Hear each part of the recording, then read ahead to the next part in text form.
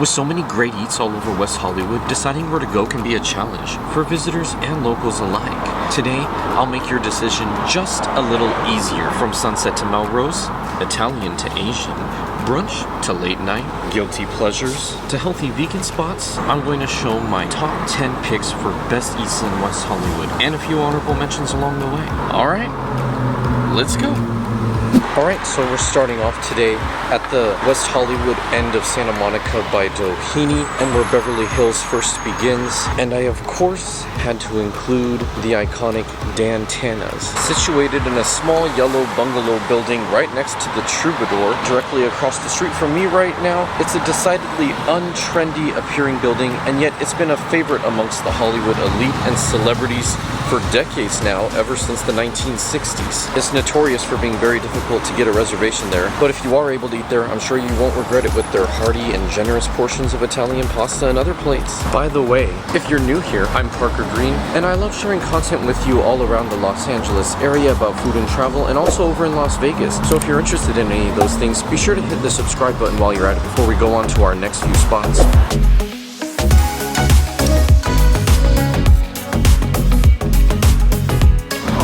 Guys, I am now seated on the upper level of the Tail of the Pup location on Santa Monica Boulevard in West Hollywood. I've been walking for a little while along the street, so I decided to stop here, grab a bite, and take a little break. I mentioned the new location of this historical spot over in my food hall video at Topanga Social, so check that out if you haven't seen it yet. But anyways, I'm now at their original location over in West Hollywood, which recently, a few years ago, reopened after having closed down back in 2005. As the name may imply, they have several hot dog options, most of them around $8 to $10. I got a jalapeno dog for $8.95. It has some really nicely fresh jalapenos on the top of it, some jalapeno spread, their house spread, grilled onions. Let's chow down.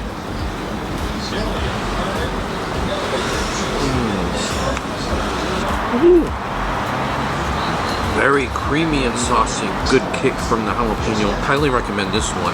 If you want a more normal one, they also have either the 46 or the 76 dogs, which are a bit more normal. One has grilled onions, one just, has mustard and that sort of thing. Well-toasted bun, well-cooked dog, freshly chopped jalapenos, great sauce, very creamy.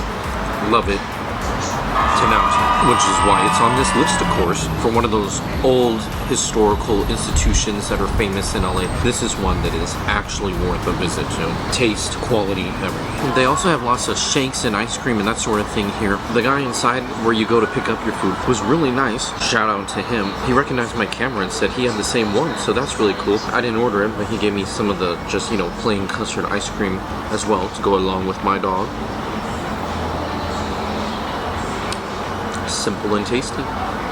And random side note, but I also really love it when places give you several of those nice thick napkins, not the really flimsy, useless ones that fall apart with one wipe, especially at a place like this with really nice, saucy, creamy dogs. While we're all hanging up here, I thought I'd chat to you about a few of my honorable mentions for locations along Santa Monica here in WeHo. First off is the Abbey, right by Robertson and Santa Monica Boulevard. It's one of the most iconic gay bars in the country, but what you may not know is that it also has a delicious restaurant and bakery within it. It actually has some of my favorite dishes that I've had anywhere, including a pesto pasta that I highly recommend. Chicken and pesto in it are absolutely perfectly paired. It's just really good. Also in that area, if you watch Vanderpump Rules of the Real Housewives, you may know about Lisa Vanderpump, and I love several of her restaurants in Vegas, including Vanderpump Au Paris. She also has her West Hollywood restaurants right here in this area. You may have heard something about Scandival by now, the one that she opened with the two Toms. Tom Tom actually has really good cocktails, light bites there. I know a lot of people love to hate on Lisa's restaurants and the quality of the food there. The food at Tom Tom, 2 thumbs up for me for them. I would recommend the goat cheese balls, their bacon mac and cheese, any of those cocktails, depending on your preferences, all are really well made and have a good kick to them too, with strength. Aside from those locations, just above me at La Cienega and Santa Monica Boulevard, Barney's Beanery. Really good guilty pleasure food. They have a big appetizer sampler that I admittedly like to get sometimes that comes with just about any type of appetizer that you can think of. An institution that's been around for almost a century here in West Hollywood and now has locations in another part of the city as well, including Santa Monica, which I mentioned in my video there. If you want a healthier option, you could pick Hugo's Restaurant instead. Similarly, a long-time institution here in LA. Untrendy, unpretentious, just health-focused type of cafe. Further down Santa Monica, you'll find Herb's Burgers, another historical institution that's been serving burgers ever since the 40s and recently also reopened, like Tail of the Pup. Great options there as well that you order from a stand at. And then towards the end of the West Hollywood part of Santa Monica by La Brea, you'll find the Formosa Cafe, another famous spot that a lot of celebs like to hit up, just like Dan Tana's, this one a Chinese American spot. You'll find my third location on this list, Breakfast Republic, a transplant from San Diego. They're one of my favorite places to get brunch from there, and now they have one here in West Hollywood as well. The plates are hearty, great mimosas, coffees, and other drinks. Highly recommend. There's also a Breakfast by Salt Skier location, which is also one of the best breakfast spots in West Hollywood to go to. Anyways, I devoured that hot dog. It was delicious. My parking is about to end. Let's wrap up this talking, put away my empty tray. Let's go head over to another area for more best eats in West Hollywood. We're further down Santa Monica Boulevard now by Pura Vita, a delicious vegan spot, particularly for pastas. Pair it with a wine. Good to go. Pura Vita is also right next to Hamburger Mary's, a great place to catch drag shows and have some brunch on the weekend. Let's keep walking. There's more spots to see further along this road. All right. Connie and Ted's, considered by many to be one of the go-to places for New England seafood, oysters, clam, and the like, here in both West Hollywood and the Los Angeles area in general. They also have a great brunch on the weekends if you're looking for something like that as well. The name was inspired by the real-life Connie and Ted couple who lived throughout the 1900s in New England and were longtime fish lovers. All right, let's head down La Cienega now towards Melrose, maybe check out a spot or two along the way. Let's go. Next up, as we work our way down La Cienega and towards the Melrose area of West Hollywood, is a little spot known as the Belmont. You may notice it from its sign outside saying, "Meet me at the Belmont." And aside from being a great spot for happy hour from 4 to 7 during the week with deals like $6 well drinks, $6 wines, $8 appetizers like their quesadilla and flatbread, it also just has really good food in general. I particularly recommend their grilled chicken mac and cheese or one of their burgers. It's all really good, well prepared, and really enjoyable. Anyways, let's keep going.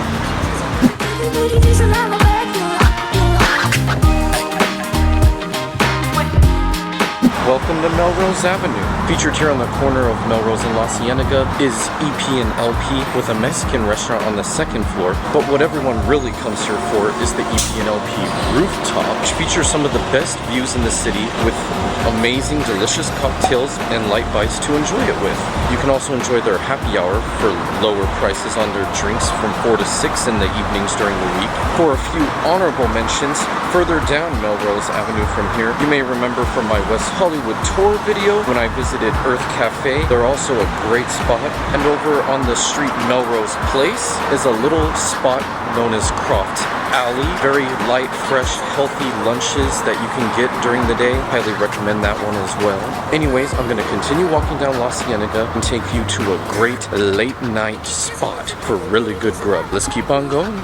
Alright guys, we are now as far south as we are going to go today, just below Melrose Avenue and outside of Norm's. Especially after Halal Guys closed on Santa Monica Boulevard and got replaced by a bar, Norm's is now my go-to late night spot when going out and looking for something to eat. An institution in Los Angeles since the 40s, its original location opened over on Sunset and Vine. The one here on La Cienega is now their oldest surviving location and is known for its googie architecture and for being open 24 hours with really good, low-cost, generous portions of breakfast plates and other meals.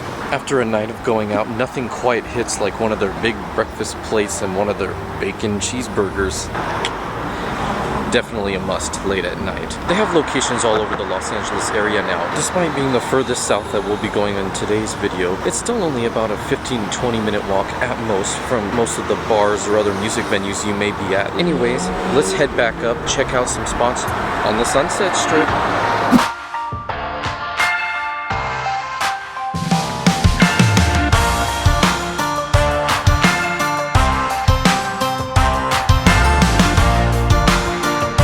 Welcome to the Sunset Strip. As it may not be surprising to you, several of the locations here are indeed very overpriced and overrated when it comes to the quality of their food. There are a couple that I would like to recommend, the first of which is behind me and known as BBCM, the Butcher, the Baker, the Cappuccino Maker. It's a great breakfast and brunch spot, and it also has mimosa flights and also really delicious plates of food that I really enjoy going to during the day or in the morning or that sort of thing.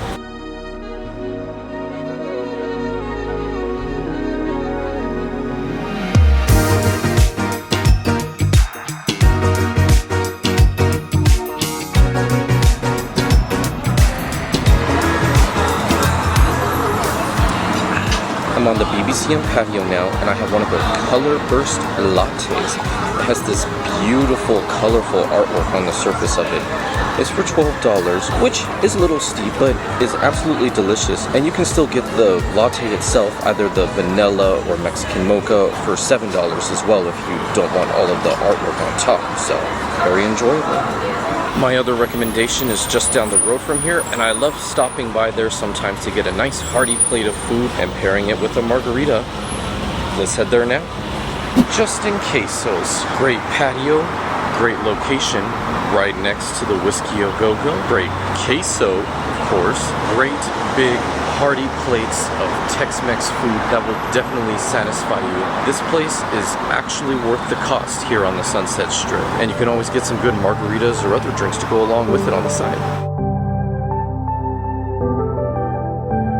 But those are the best eats in West Hollywood. Be sure to let me know down below if there's anything you would want to see more options for in the future, whether that's breakfast or Italian or celeb hotspots. Either way, if you enjoyed this video, be sure to give it a like and also subscribe if you haven't yet so that you can see more about Los Angeles, Las Vegas, and elsewhere in the future. But with that, I'll see you later, and stay for the bloopers. Thanks. Guilty pleasures to healthy vegan food. But if you are able to eat there, grab a dog, grab a pup. It's